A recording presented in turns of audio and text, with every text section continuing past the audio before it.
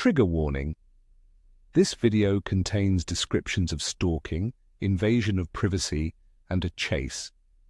If those topics are sensitive for you, please take care. There are moments that make you completely rethink what safe means. 3 times in my life I had one of those moments.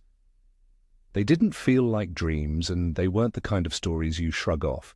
Each one left a bruise of suspicion that never really healed. I'm telling them as plainly as I can.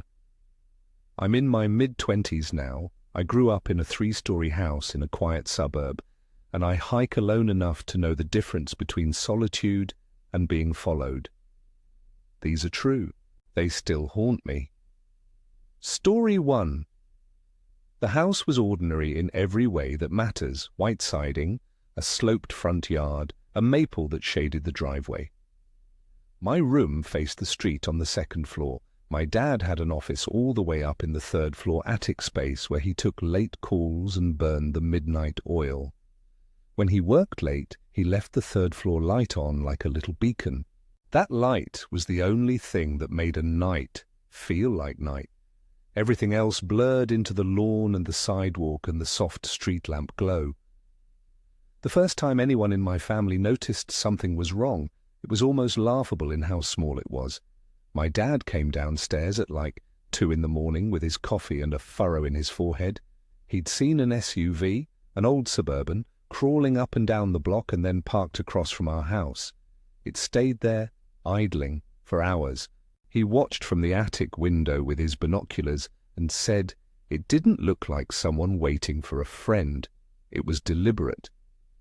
He told my mum. She told us to lock the doors. We blew it off. Who wouldn't? It escalated slowly. Not overnight, but inch by inch, in the way something feeds on patience and familiarity. A car would pass more often than seemed normal. A driver would slow to the speed of someone reading house numbers and stare. Once, when I was 17, I woke up because my ceiling lit up like dawn. A beam of a flashlight swept right past my window, cut across my ceiling, and then stopped, held there, like a spotlight where I was supposed to be. It was so close I could hear the faint electric hum of the beam's motor. I froze. The light passed again, more slowly this time, and then moved on. The police came when we called. They did the usual: patrols, reports filed, an officer who asked if we wanted to install better locks. They were helpful in the way procedural things are helpful. They can mark an incident and promise to be vigilant, but they can't be everywhere. We installed a Ring camera on the porch, mostly for the quiet confidence it gave my mum. The footage was, in the beginning, more frustrating than helpful. Cars blurred past at night, license plates too grainy to read. But then we started to notice the pattern. There would be one car that always seemed to be there, longer than it had any reason to be. It would roll slowly, drivers checking windows, circling the block, and then pausing across from our house like a predator that hadn't settled on a move yet. Sometimes there were 2 cars. Once there was a whole line of them, 3, 4 vehicles that moved in formation down our street and then fanned out, their headlights angled like searchlights. We called it the Squadron as a joke at first, because that's how absurd it felt to reduce our terror to a sitcom name. The worst night, the one that made me stop laughing, was the one where the flashlight didn't just sweep past my window. It came to a stop on our house and stayed. I had just fallen asleep, my phone face down, when the ceiling glowed and the sound of a voice drifted up through the walls. Not words, muffled exhalations, the hiss of someone moving their arm. The beam hit the ceiling and stayed fixed, as if whoever held it had found a target and decided to wait. I remember the low, tight feeling in my chest, the way my palms were slick on the sheets. I listened to the beam. I could tell it wasn't just shining to look for numbers. It was searching patterns, the porch light, the window frames, the shape of the sofa. The beam became a method, not a stray light. We were careful after that. The Ring footage showed cars idling across the street at 2 in the morning. Once we saw a cluster of headlights and then the flashlight's cones sweep across the street, up toward my window, and linger there. The footage preserved nothing of a face, only a silhouette leaning out of a driver's side window. The police had the recordings. They asked if we wanted to press charges when we had names. We didn't have names. They wrote what they could. The report read like a sober list of occurrences, not a narrative of terror. Officialdom has a way of reducing fear to facts, dates, times, officers dispatched. That omission, what the reports couldn't hold, was its own kind of violation.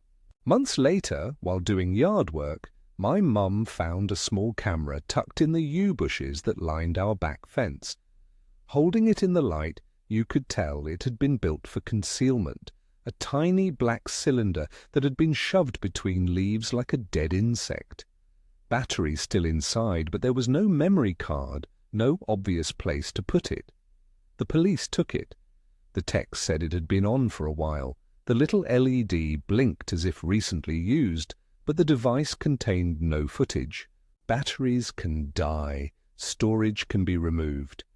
Whatever that camera had captured was not for us, and the hardware offered only the brief, awful proof that someone had been trying to be inside our yard without stepping foot on our grass.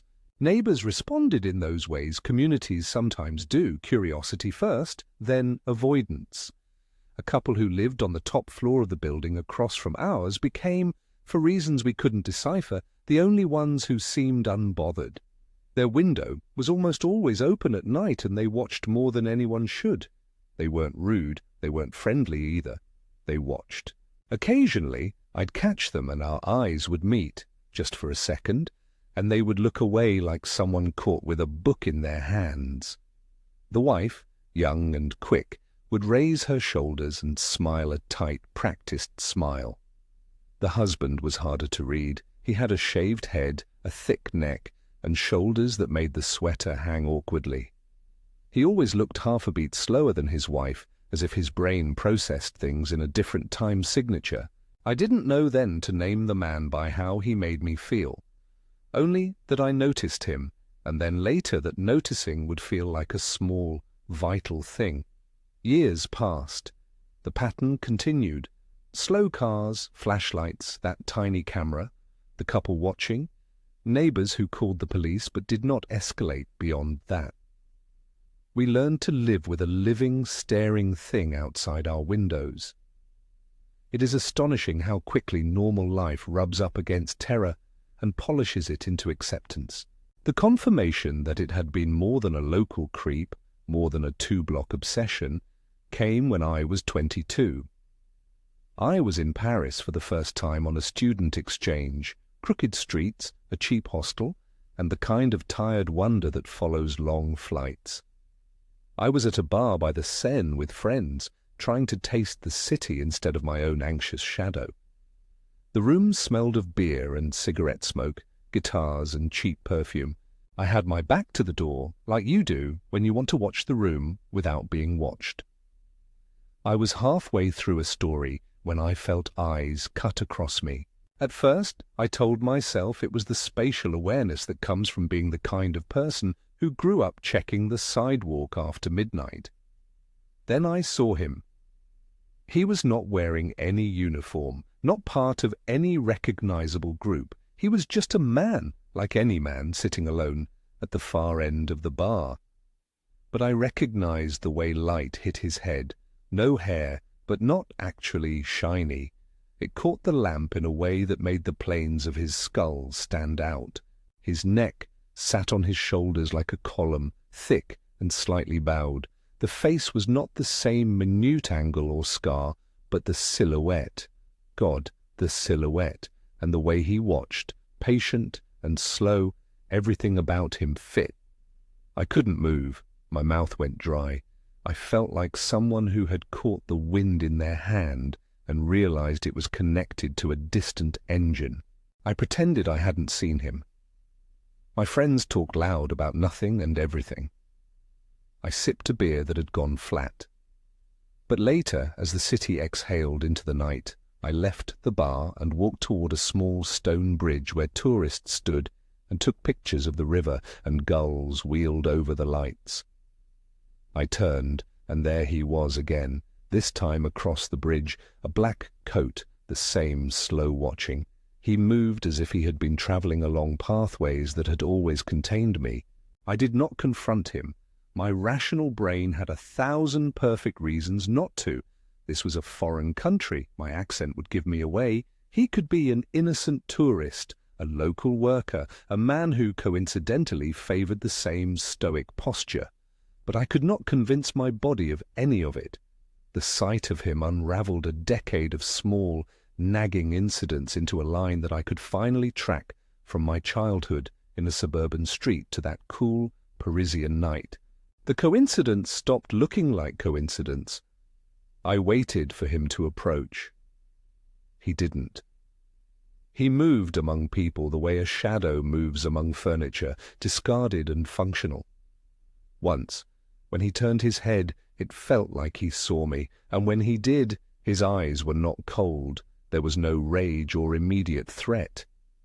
There was a kind of patient recognition, as if he'd been following a program for years, and that seeing me now meant nothing more than a task completed. I wanted to be angry. I wanted to shout. Instead, I walked away and did not look back. After that trip, I spoke to my parents. My father had always suspected someone had been watching our house, but never suggested anything beyond calling the police and changing garage codes. The narrative we shared had been fragmented: small threats, little invasions, an evasive neighbor. The Paris sighting allowed us to fit those fragments into a larger, more disturbing picture. We combed through old footage, rewound months of ring clips, and scrolled through nights of headlights. There were more instances than any of us remembered at the time, little things that looked accidental until seen from the outside. A man in a black jacket caught at the edge of a frame months apart, a truck that paused too long, a reflection in a window that contained too much motion. We never caught anyone on camera placing the bush camera. There was no footage of anyone crawling between fence slats to plant a device. The police ran what they could, and then the trail, like the men we were looking for, simply faded. No one was charged, no arrests were made. The records end in careful sentences and then stop. We were told, gently, that without hard evidence, there wasn't much the system could do. That answer has a way of pressing all your fear into the hollow space where action should be. It left us with a gnawing certainty. I don't have proof beyond eyewitness memory and a few silhouettes in low-resolution footage, but I am 100% convinced we were targeted for years. I do not know why. I do not know what they wanted.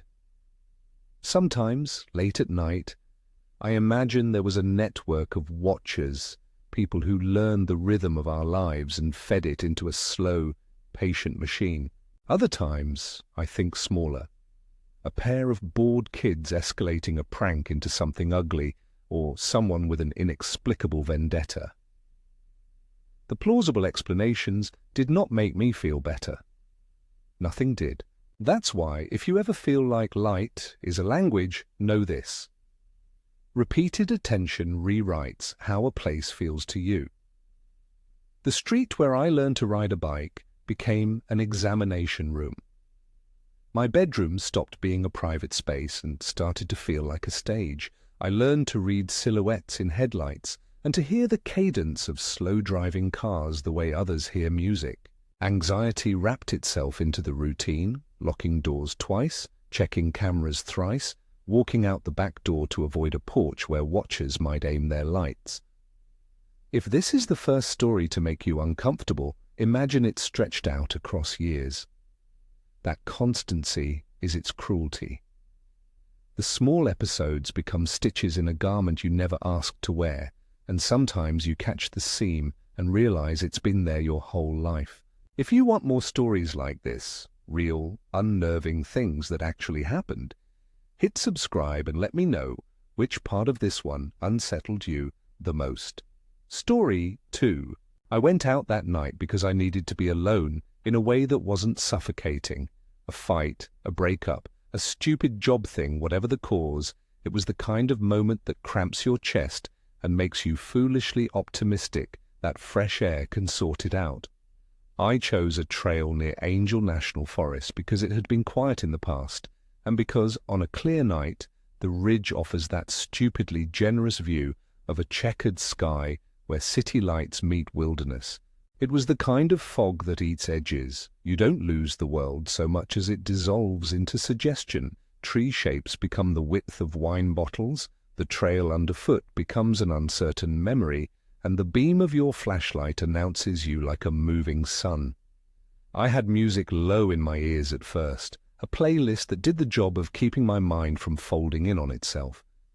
There's something about a recorded voice that centers you the same way a clock centers a room. I turned it off eventually because the night demanded my full attention the second the fog thickened like breath on a mirror. The smell came before anything else felt wrong. Not a single thing, but a sequence. First, a thread of perfume that didn't belong to the woods, the sharp, clinical sweetness of someone walking out of a subway. Then a smell like a dying campfire, smoke soaked into damp leaves. Then an odd herbal note that I couldn't place anywhere but the back of my memory, a scent like a medicine cabinet in a seaside motel.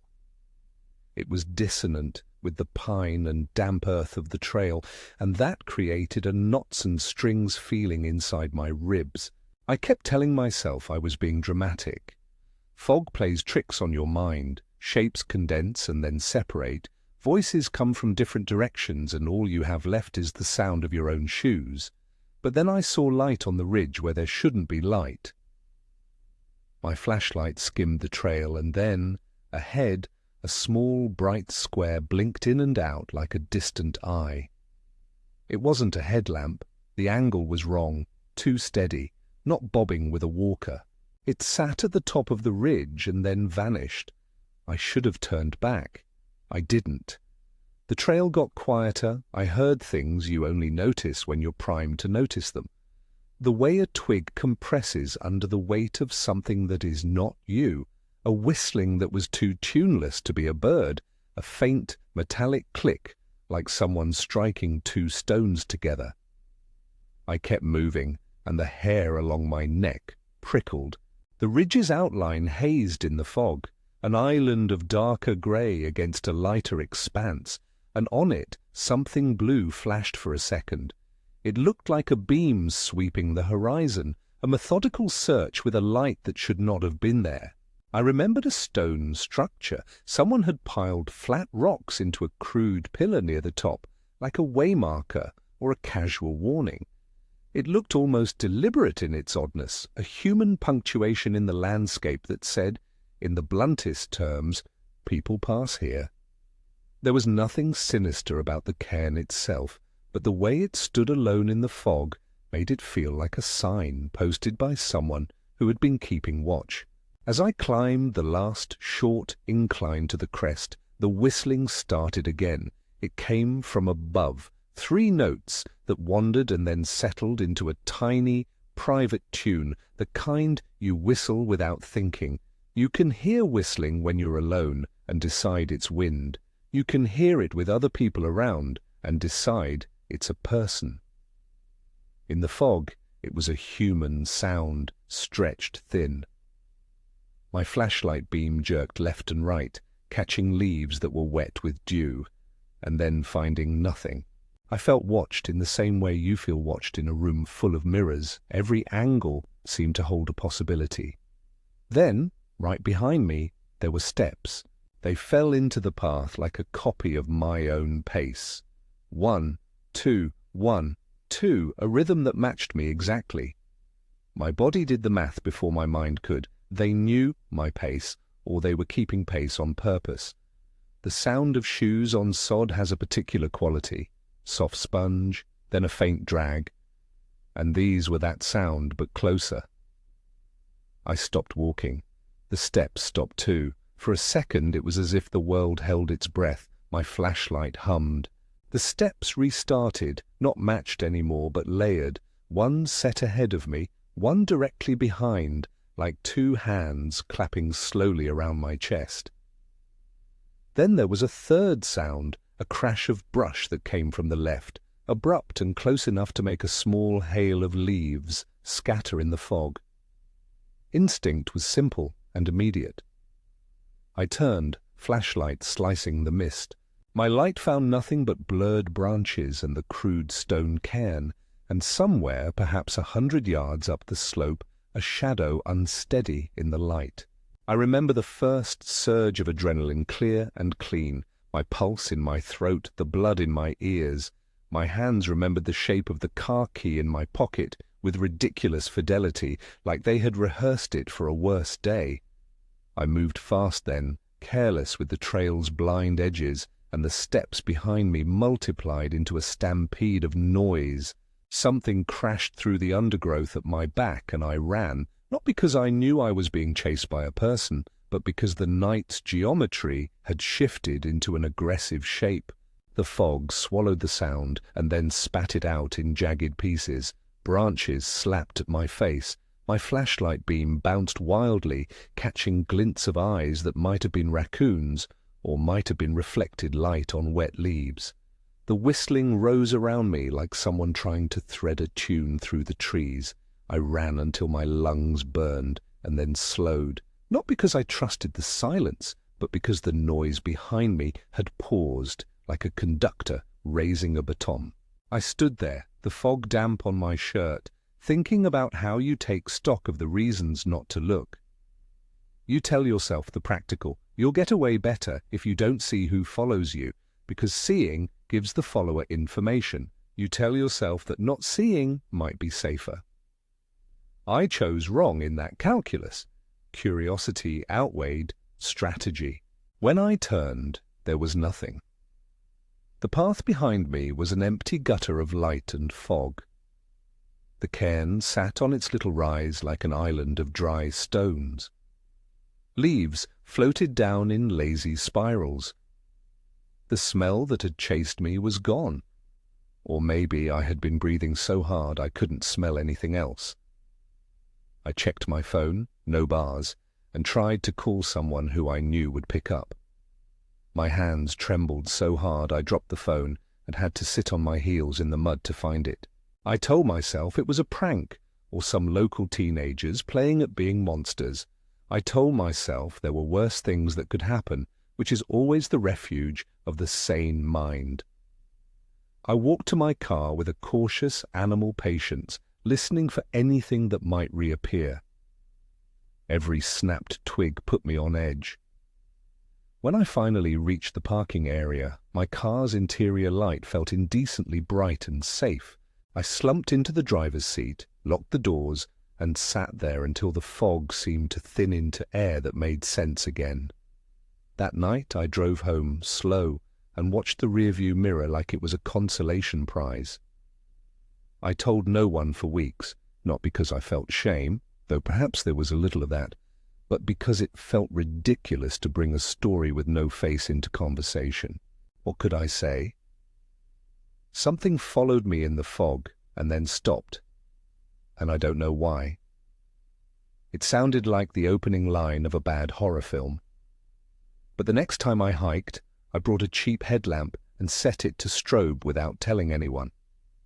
I trailed the ridge a month later and noticed the same odd smell again, faint and impossible to place.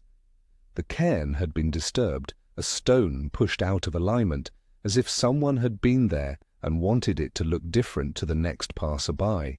The trees bore new scrapes, and in the loose dirt beneath a root I found a footprint that wasn't mine.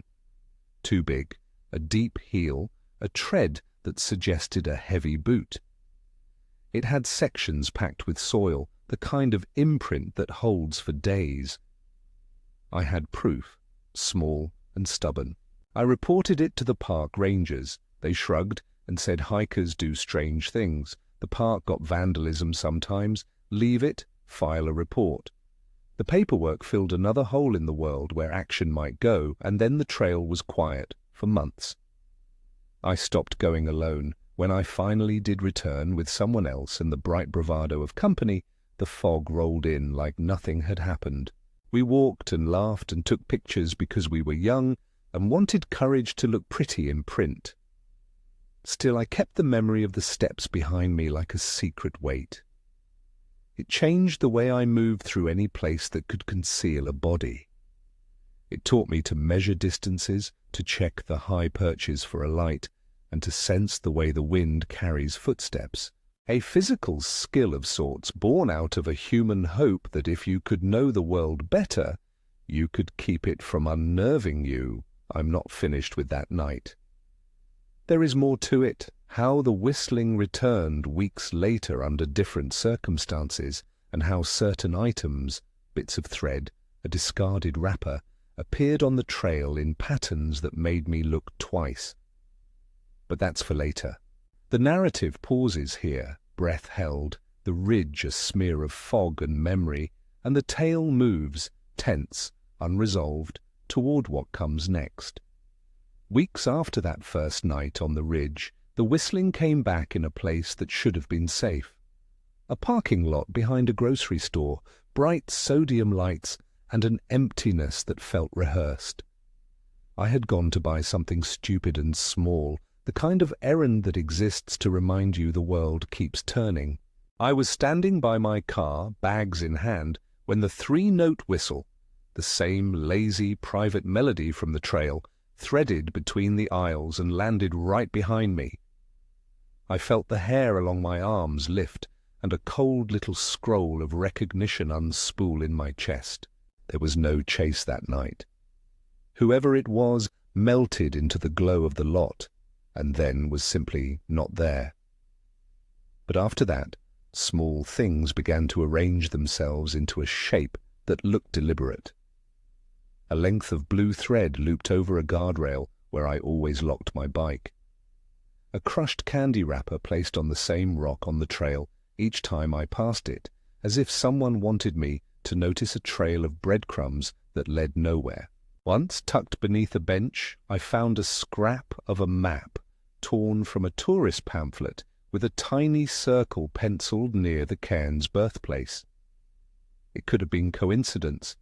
It could have been nothing, but a line of nothing-looking things made a map that read, to my stomach, like an itinerary with my name on it. There were other nights when the fog sat like a wet blanket and nothing happened, and those nights taught me the worst lesson. The absence of a thing does not mean safety.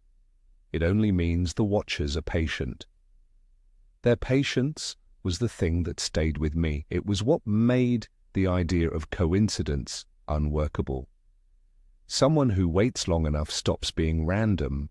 Eventually I learned to listen for patterns rather than explanations.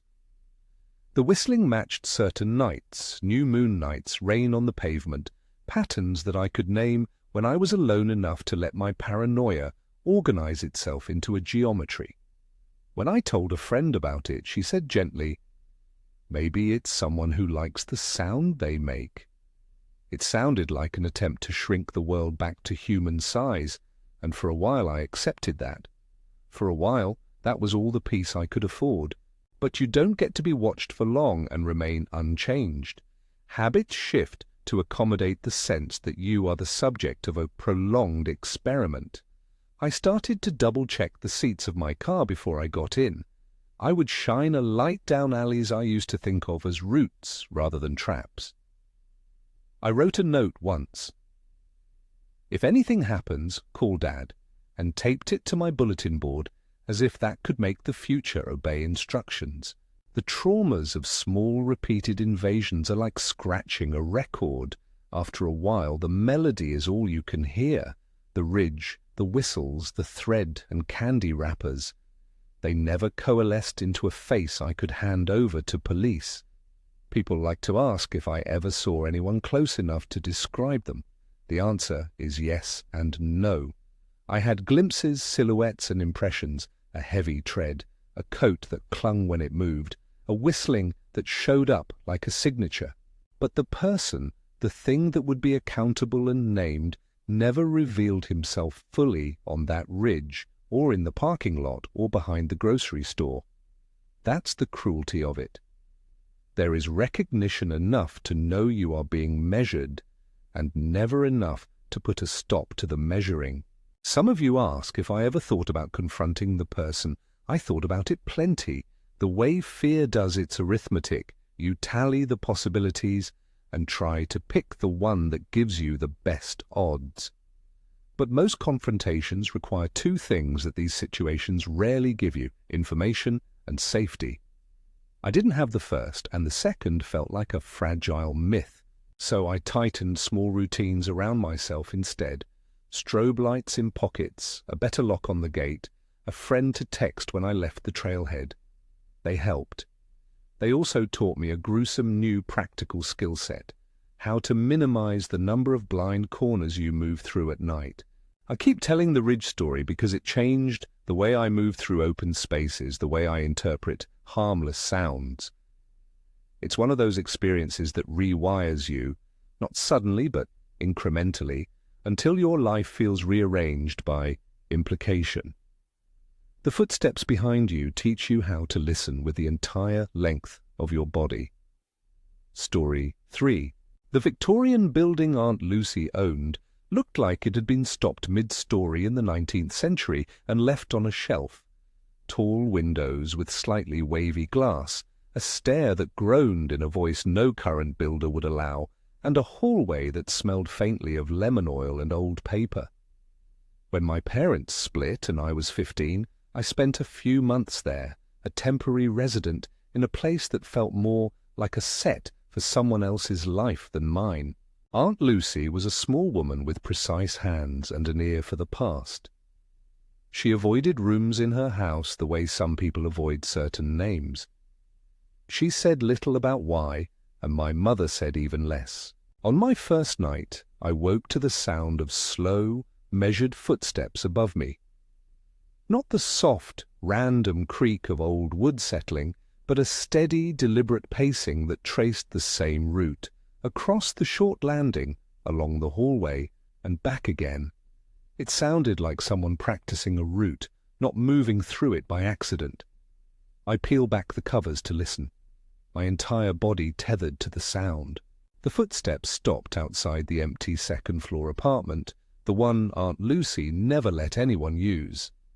Then the rhythm started again, exactly the same path, as if some machine had been wound up and left in the corner. In the morning, there were scuff marks on the stair rail where the footsteps passed, fresh smudges of plaster and flaked paint aligned on the same spots night after night. They followed the route like a breadcrumb trail for a person who preferred not to be seen. They were small things, a mark here, a scuff there, but to an awake mind they had the heaviness of evidence. My mother told me to ignore it. "Don't mention the steps," she said once, flat and quick, and then changed the subject.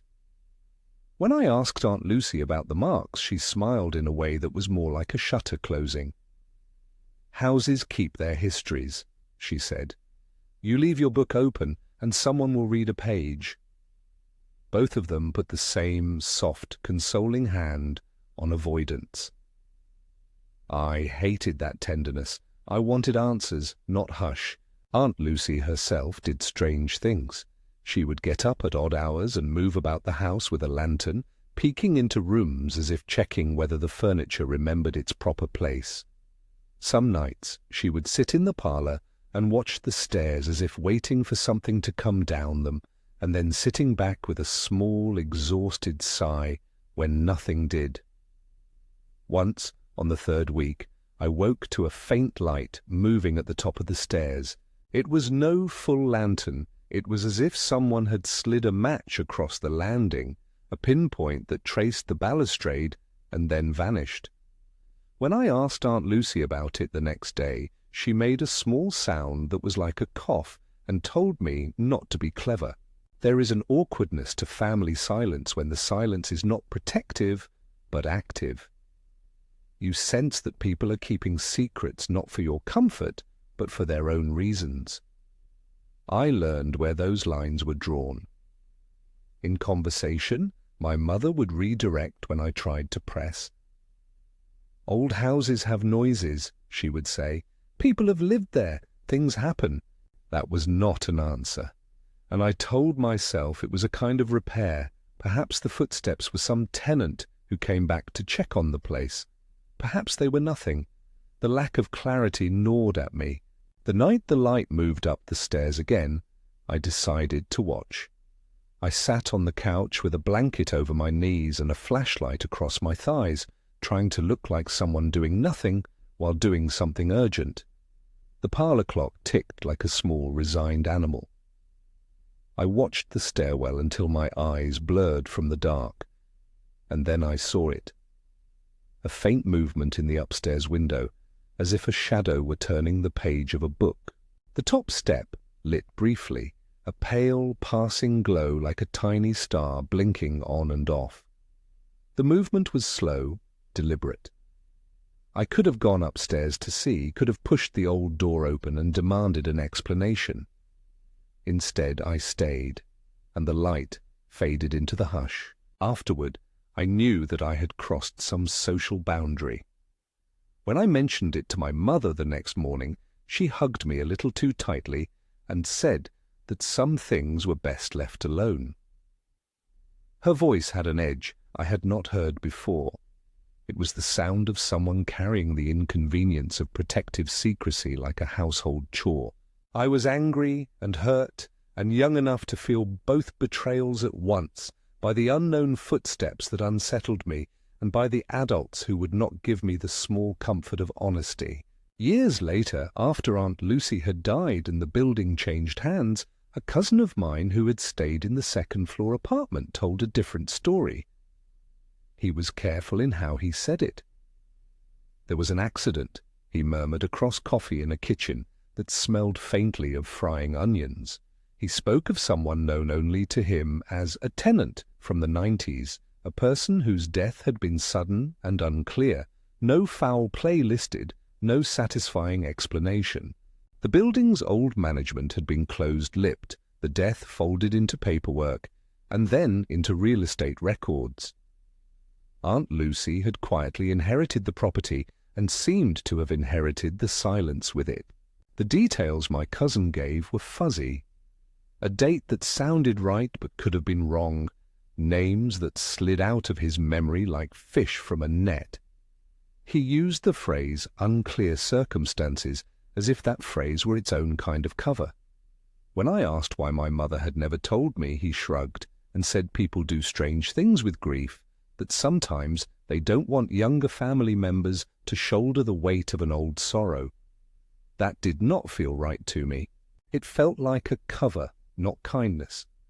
Whether from shame, from fear, or from some private bargain, the family had chosen to fold the incident in silence instead of talking about it. I never saw anything outrightly supernatural in Aunt Lucy's house. I saw light and heard footsteps, and I felt in my bones the oppressive thought that something had been left looking for an answer. Sometimes silence is the most elaborate of rituals. It can be a way of protecting people from the truth or a way of hiding what is shameful. I was left with a hallway that held echoes and a series of traces that did not add up. That lack of tidy explanation has its own kind of coldness. There is a particular kind of resentment that grows when you are barred from a story about your own life. I resented the adults who decided what I could handle, and I resented the idea that a place I had lived in could hold a shard of reality I was forbidden to touch. When you are young, these refusals teach you that there are some windows not meant for your eyes. That lesson has a way of staying with you. Afterward, and threads that connect. 3 stories, different settings, one recurring idea. Attention can be a threat. Whether it arrives as a frayed suburban idling under a street lamp, a whistle threading through fog, or slow steps on an upstairs landing, the pattern is the same. When something watches you long enough, your life narrows. You start to measure your hours by their intrusions and your choices by the pathways they could make visible. Part of what haunts me is how ordinary the intrusions were at first. Surveillance does not always announce itself with violence or drama. It begins with small rearrangements, a light left on, a camera tucked into a bush, a man who looks at you in a cafe, and grows until it becomes a lens through which your ordinary movements are reframed. The family dinner table, the forest trail, the staircase of a house you love. All ordinary places changed because someone else decided to mark them with attention. I never found a single, neat explanation for any of these three things. The police did what they could, and the words in their reports are sober and clinical. There was a tiny camera with no storage and a ring clip with a silhouette. There was a footprint in dirt and a disturbed cairn. There was an unclear death recorded in old property files. Those are facts. The motives that connected them, if they are even connected, remain shaded. That is the part that keeps the stories breathing in my head. You might wonder, as people do, did I ever feel directly threatened beyond being watched? The answer is yes and no. There were times when the attention escalated into behaviors that felt predatory. The flashlight held too long, the cars that cut back toward us rather than past us, the footsteps that matched my pace on a foggy ridge. None of it turned into an act I can point at and say, definitively, this was the thing. Instead, the harm was cumulative. It was the wearing down. It was the mental geography altered by repeated small violences. The lack of a single violent culminating event is not consolation. It is a different kind of scar tissue.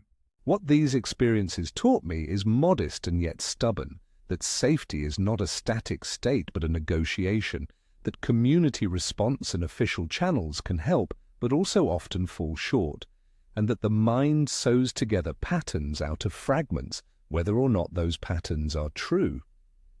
I still feel the aftershocks. I still turn a flashlight on an empty street corner before I cross it. I still sometimes imagine a bald head catching light across the Seine. I still sometimes picture the match-like light moving up Aunt Lucy's stairs, and I still, whenever I lace my hiking boots, think about the sound of steps and the rhythm of a whistle. If there is a lesson worth passing on, grand, not heroic, it is this. Listen to what your body gives you. If you have a sense that something is wrong, it probably isn't invented. Pay attention without letting fear make all your decisions. Tell someone. Install something practical, even if it's only a cheap light. Keep notes. Small, mundane acts are the scaffolding of larger safety. I'm telling you these three stories not because they have satisfying endings, because they don't, but because unresolved things have a way of taking up more space if they are kept secret. They become private weather systems that alter how you go out in the world. So I put them out here as blunt as I can: watchful cars, footsteps in fog, light on the stairs. Shared, they become less like a private torment and more like a warning light for anyone who has felt watched. I don't have one final piece of advice to banish the feeling. I can only offer the modest truth that being believed matters. Your nervousness and your small precautions are not paranoid if they come from repeated signals. Sometimes the system will fail you, sometimes it will help. Sometimes, like my family, you will be left with footage and fragments and the slow, ugly work of naming what you have been through to yourself. If you've ever felt watched or followed, leave a comment and tell me what happened. If you've got advice on what helped you feel safer, share it. Others might need to hear it. And if these stories unsettled you and you want more accounts like them, subscribe and check out the playlist I've linked. There are more experiences I've kept to myself that I'm ready to talk about, and I'd rather they exist in a place where they can be compared, examined, and maybe, together, less haunting.